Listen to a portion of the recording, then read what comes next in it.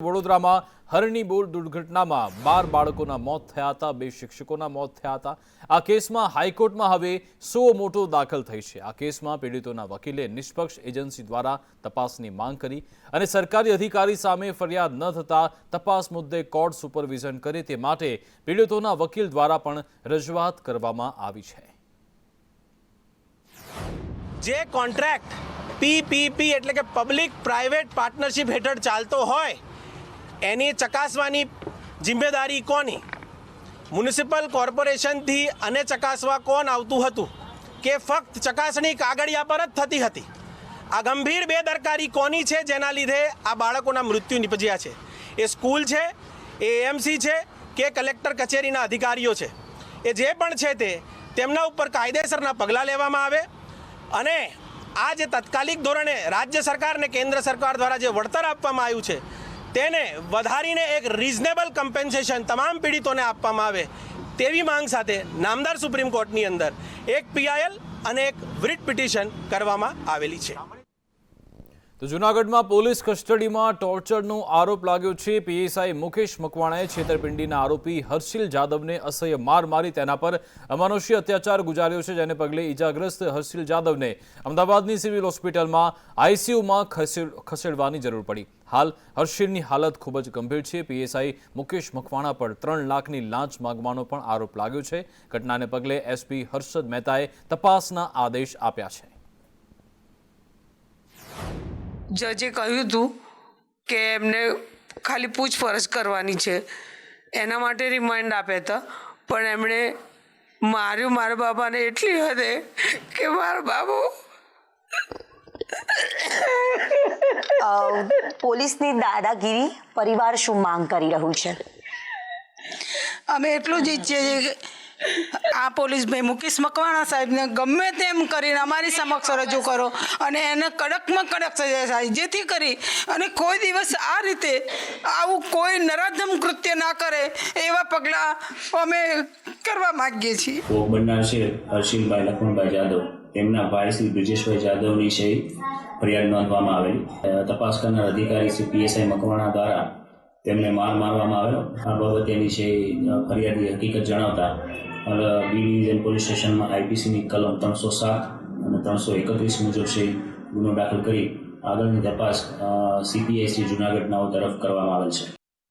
લોકસભા ચૂંટણી પહેલા રાજનીતિ ગરમાયેલી છે। કોંગ્રેસ નેતા લલિત વસોયા ફરી એકવાર ભાજપ નેતાઓ સાથે જોવા મળતા અનેક ચર્ચાઓ થઈ રહી છે। રામલલ્લાની આરતી દરમિયાન લલિત વસોયાએ ભાજપના નેતાઓ સાથે સ્ટેજ શેર કર્યું હતું અને પૂર્વ કેબિનેટ મંત્રી જયેશ રાદડિયા સાથે પણ તે જોવા મળ્યા। આ પહેલા લલિત વસોયાએ રામ મંદિરની શુભેચ્છાના પોસ્ટર પણ લગાવ્યા હતા।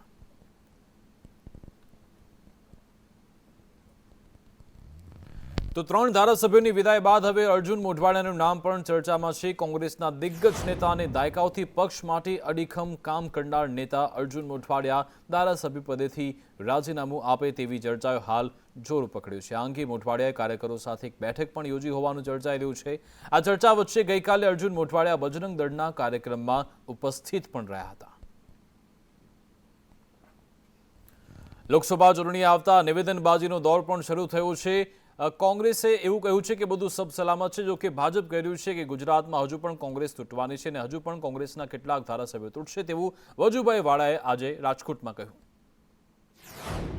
ગુજરાતની અંદર ધારાસભ્યો 156 છે અને હજી ખડી વિકેટ ખડીને વધવાના છે, પણ હવે 26 સીટ મેળવવા માટે ગુજરાતની પ્રજા તૈયાર છે। પણ નરેન્દ્રભાઈ મોદીએ કહ્યું હતું કે આ દેશની અંદર ખતરનાક જો કોઈ સંસ્થા હોય તો એ કોંગ્રેસ છે અને કોંગ્રેસના મૂળિયા ઉખેડી નાખવાના છે। મિત્રો, આજના કાર્યકર્તાએ પ્રણ લેવાનું છે, પ્રતિજ્ઞા લેવાનું છે। કોઈ જઈ નથી રહ્યું, કેટલીક વાતો પણ થતી હોય છે। મારા સાથે કામ કરનારા સનિષ્ઠ આગેવાનોને કોઈ ને કોઈ રીતે બિનપાયાદાર રીતે પણ ક્યાંક બદનામ કરવાનું કામ, કોઈક ગયા છે એમને મારા સાથે વાત પણ કરી છે, રડ્યા છે કેટલાક લોકો, એમને જોવું નથી, કોઈ તકલીફ નથી। લોકસભા ચૂંટણી પહેલા પૂર્વ મુખ્યમંત્રી વિજય રૂપાણીએ મોટું નિવેદન આપ્યું. તેમણે કહ્યું, ઉમેદવાર નક્કી ન હોય અને કાર્યાલય શરૂ થઈ જાય છે. બેગાની શાદી મેં અબ્દુલ્લા દીવાના તેવું પણ તેમણે કોંગ્રેસ પર નિશાન સાધતા કહ્યું છે. કાર્યકરોને ખબર પણ ન હોય તેમ છતાં કામગીરી થતી હોય છે તેવું આજે વિજય રૂપાણી કહ્યું હતું.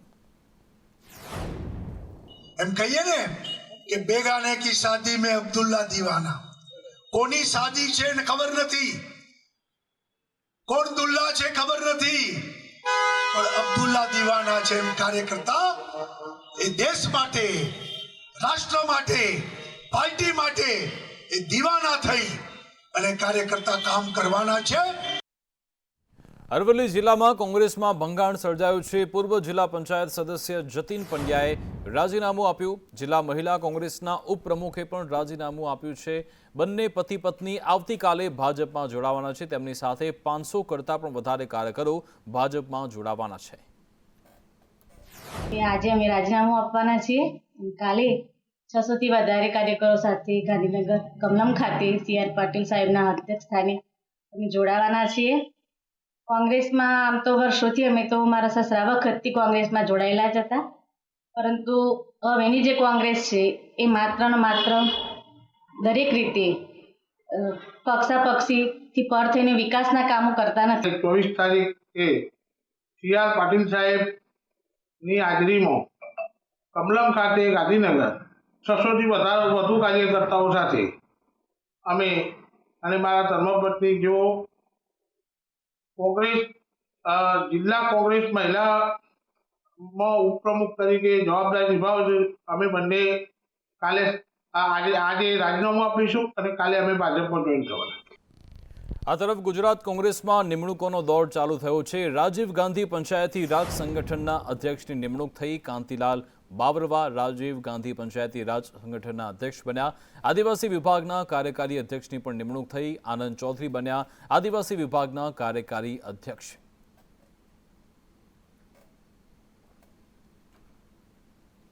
લોકસભા ચૂંટણી માટે ભાજપે પણ તૈયારી કરી છે. તમામ 26 લોકસભા બેઠક પર કાર્યાલયનું વર્ચ્યુઅલી ઉદ્ઘાટન કરવામાં આવ્યું છે. રાષ્ટ્રીય અધ્યક્ષ JP નડ્ડા આજે પહોંચ્યા હતા અને કાર્યાલયનું ઉદ્ઘાટન કર્યું. ગુજરાતની તમામ લોકસભા બેઠકો પર કાર્યાલય શરૂ થઈ ગયા છે. તેમણે કહ્યું, અમે આ વખતે જંગી માર્જિનથી જીતવાના છીએ. ગુજરાતમાં 26માંથી 26 બેઠકોનો ટ્રેક રેકોર્ડ રહ્યો છે. 2024માં પણ 26 બેઠકો પર જીતીશું. જનતા ફરી આશીર્વાદ આપશે તેવો વિશ્વાસ તેમણે વ્યક્ત કર્યો.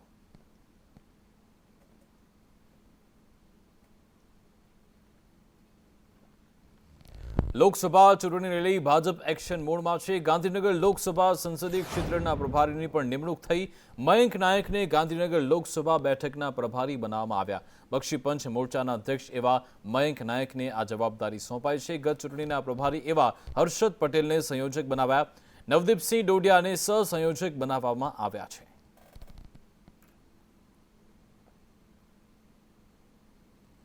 તો ખેડા જિલ્લામાં ભાજપ મધ્યસ્થ ખેડા લોકસભા કાર્યાલયનો આજે શુભારંભ થયો. કેન્દ્રીય સંચાર રાજ્યમંત્રી દેવુસિંહ ચૌહાણના હસ્તે તેનો શુભારંભ થયો હતો. આ દરમિયાન દેવુસિંહે કહ્યું કે પહેલીવાર એવી ઘટના છે કે ચૂંટણી જાહેરાત કે આચારસંહિતા અગાઉ તમામ લોકસભાના કાર્યાલયનો પ્રારંભ કરવામાં આવ્યો. ખેડા લોકસભામાં દેવુસિંહ ચૌહાણ કાર્યકર્તા છે. કોણ ઉમેદવાર છે પાર્ટી નક્કી કરતી હોય છે, શીર્ષસ્થ નેતૃત્વ નક્કી કરતું હોય છે. પરંતુ દેવુસિંહ ચૌહાણની અત્યાર સુધીમાં ખેડા લોકસભાની તમામ રેકોર્ડ બ્રેક કરવાની, કઠિન પરિશ્રમ કરવાની તૈયારીઓ છે. આ તરફ છોટાઉદેપુરના બોડેલી ખાતે ભાજપના જિલ્લા મધ્યસ્થ ચૂંટણી કાર્યાલયનું ઉદ્ઘાટન કરવામાં આવ્યું હતું. પ્રભારી મંત્રી ભીખુસિંહ પરમાર અને અનુસૂચિત જનજાતિ મોરચાના પ્રદેશ પ્રમુખ અર્જુન ચૌધરીની ઉપસ્થિતિમાં ઉદ્ઘાટન થયેલા ચૂંટણી કાર્યાલયે મોટી સંખ્યામાં કાર્યકરો અને હોદ્દેદારો ઉમટ્યા હતા. આજે છોટાઉદેપુર લોકસભાની સીટ માટે મધ્યસ્થ કાર્યાલયનું ઉદ્ઘાટન કરવામાં આવ્યું, જેની અંદર આ વિસ્તારના લોકપ્રિય સાંસદ ગીતાબેન વિધાનસભાની સીટો ભેગી કરીને બનાવવામાં આવેલી છે. એ રીતે તમામ ધારાસભ્યશ્રીઓ, જિલ્લા પંચાયતના પ્રમુખશ્રીઓ તમામની ખૂબ મોટી સંખ્યામાં હાજરી હોઈ આ કાર્યાલયનું ઉદ્ઘાટન કરવામાં આવ્યું. દરેક સીટ 8 લાખથી વધુ મતોથી અમારે જીતવાની છે અને એ રીતે ગયા વખતે પણ ગીતાબેન લગભગ 3 લાખ વધુ મતોથી જીત્યા હતા. એટલે આ વખતે 5 લાખથી ઉપર તો નિશ્ચિત છે. લોકસભાની ચૂંટણીને લઈ તમામ રાજકીય પક્ષોએ કમર કસી છે, ત્યારે રાજ્યકક્ષાના મંત્રી બચુભાઈ ખાબડે પંચમહાલમાં ભાજપ કાર્યાલયનું ઉદ્ઘાટન કર્યું. આ કાર્યક્રમમાં ભાજપના વિવિધ હોદ્દેદારો અને કાર્યકરો હાજર રહ્યા. સાથે રાજ્યકક્ષાના મંત્રી બચુભાઈ ખાબડે વિપક્ષ પર આકરા પ્રહાર કરતા કહ્યું કે હવે દેશમાંથી કોંગ્રેસ સહિતના તમામ વિપક્ષોનો સફાયો થઈ ગયો છે.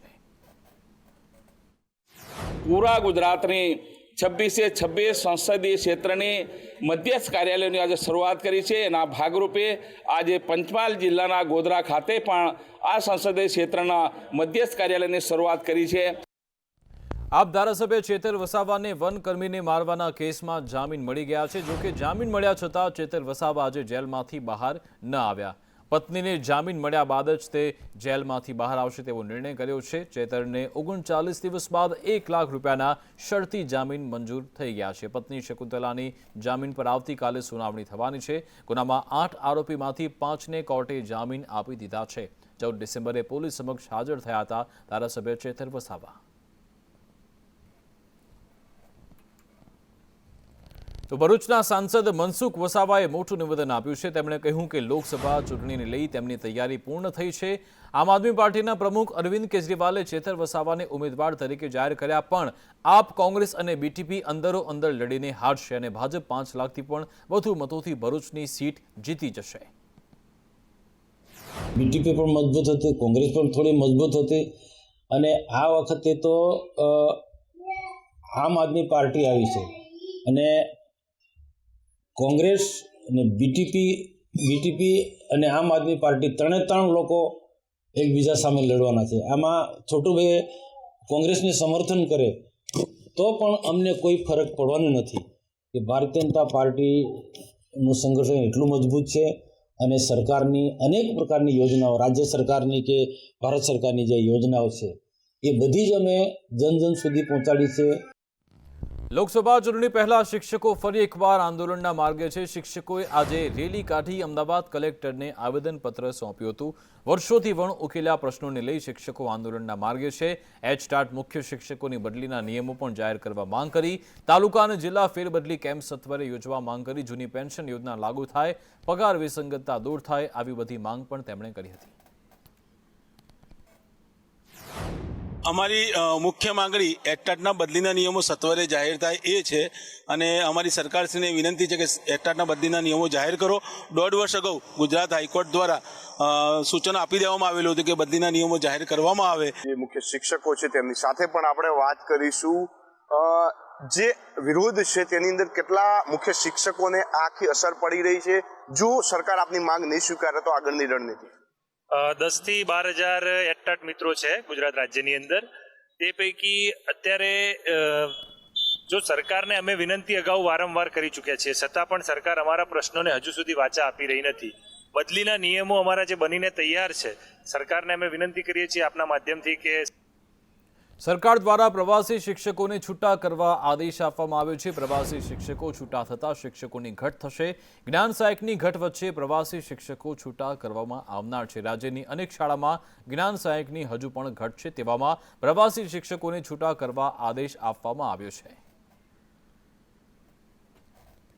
તો મલ્ટીપર્પઝ હેલ્થ વર્કરનું વેઇટિંગ લિસ્ટ જાહેર થઈ ચૂક્યું છે. મંડળની વેબસાઇટ પર આ લિસ્ટ મૂકવામાં આવ્યું છે. રિસફલિંગ વેઇટિંગ લિસ્ટના ઉમેદવારોને જિલ્લા ફાળવવામાં આવશે. તારીખ 6 અને 7 ફેબ્રુઆરીએ જિલ્લા ફાળવણી કરાશે. વિગતવાર કાર્યક્રમ વેબસાઇટ પર મૂકવામાં આવશે.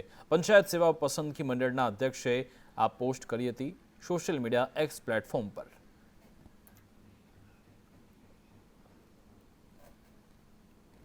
ન્યાય પ્રણાલી મુદ્દે આજે કેન્દ્રીય ગૃહમંત્રી અમિત શાહે નિવેદન આપતા કહ્યું કે અત્યાર સુધી આપણી ન્યાય પ્રણાલી લંગડી હતી. અંગ્રેજો દ્વારા બનાવેલા કાયદા હજુ સુધી ચાલી રહ્યા છે. અંગ્રેજોએ પોતાના રક્ષણ માટે આ કાયદા બનાવ્યા હતા. અમારી સરકારે આ કાયદાઓમાં ફેરફાર કર્યા. આજની નવી ટેકનોલોજીનો સમાવેશ કરવામાં આવ્યો છે. भारत 150 साल पुराने तीनों क्रिमिनल जस्टिस के मूल कानून आईपीसी, सीआरपीसी और एविडेंस लॉ को स्क्रैप कर नए कानूनों को इंट्रोड्यूस कर चुका है.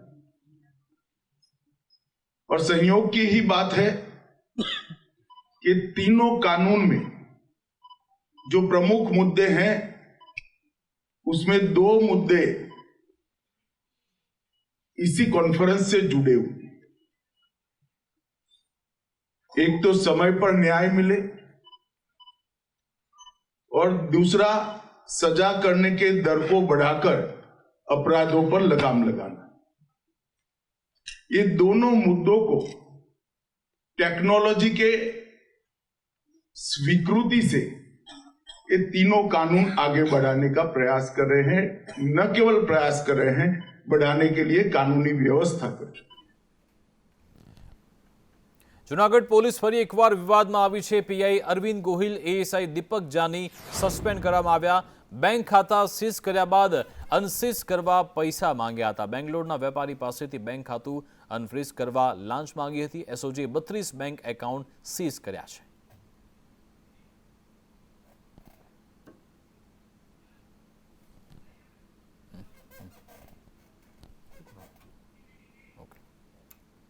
ઉમરગામમાં સ્વેટર મુદ્દે સ્કૂલની મનમાની સામે આવી છે। સ્કૂલ શિક્ષણ વિભાગના પરિપત્રનું ઉલ્લંઘન કરાયું છે। બાળકોને ફરજિયાત સ્કૂલ સ્વેટર લેવા દબાણ થયું છે।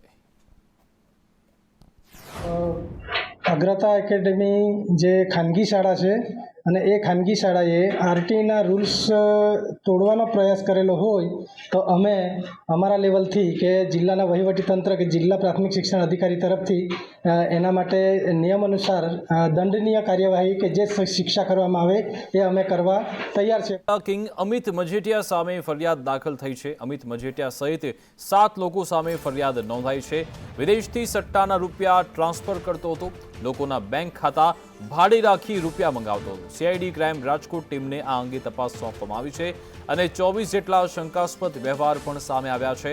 11 કરોડના વ્યવહાર થયાનું સામે આવ્યું છે। 3 બેંક એકાઉન્ટ પણ સીઆઈડી ક્રાઇમને મળી આવ્યા છે। આ અંગે હવે તપાસ થઈ રહી છે। તો સટ્ટા કિંગ એવા અમિત મજેટિયા સામે સીઆઈડી ક્રાઇમમાં ફરિયાદ દાખલ થઈ છે। અમિત સહિત 7 લોકો સામે આ ફરિયાદ દાખલ થઈ છે। તે વિદેશથી સટ્ટાના રૂપિયા અલગ અલગ બેંક એકાઉન્ટમાં ટ્રાન્સફર કરતો હતો, ગરીબ લોકોના બેંક ખાતા તે ભાડે રાખતો ને રૂપિયા મંગાવતો હતો। સીઆઈડી ક્રાઇમ રાજકોટ ટીમ આ અંગે તપાસ કરી રહી છે અને કરોડોના વ્યવહારના ખુલાસા આવનારા સમયમાં થઈ શકે છે। અત્યાર સુધીમાં તો 11 કરોડના વ્યવહાર થયાનું સામે આવી ચૂક્યું છે।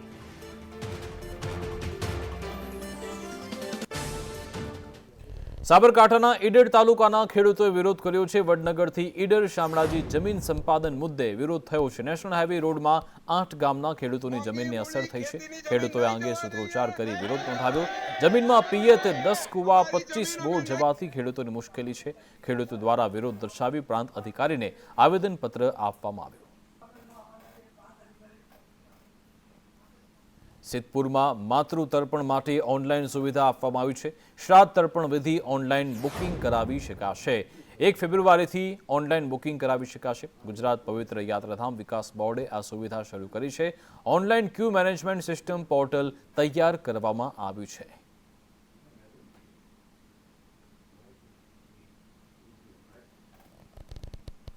ભાવનગર શહેરમાં સ્ટેટ જીએસટી વિભાગે આજે દરોડા પાડ્યા। આરોપીના ઘરે દરોડા પાડવામાં આવ્યા હતા। આરોપી સલીમ શેરવાણીના ઘરે સર્ચ ઓપરેશન કર્યું। બોગસ બિલિંગ કરનારાઓમાં ફફડાટ વ્યાપ્યો છે।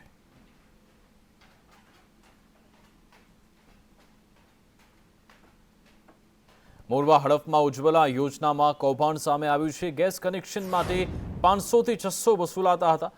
વાડોદર ગામે ઉજ્જવલા યોજનામાં આ કૌભાંડ સામે આવ્યું। પુરવઠા અધિકારીની તપાસમાં કૌભાંડનો પર્દાફાશ થયો। મહાકાલી ગેસ એજન્સીમાં તપાસ કરાતા આ ભાંડો ફૂટ્યો હતો। ગેસ સિલિન્ડરની હોમ ડિલિવરી ન આપવામાં આવતા ખુલાસો થયો। ગેસની ઘટ અને સિલિન્ડરમાં પ્રેશર પણ ઓછું હોવાનું ખુલ્યું। જિલ્લા પુરવઠા અધિકારી દ્વારા 50 જેટલા સિલિન્ડર સીઝ પણ કરવામાં આવ્યા।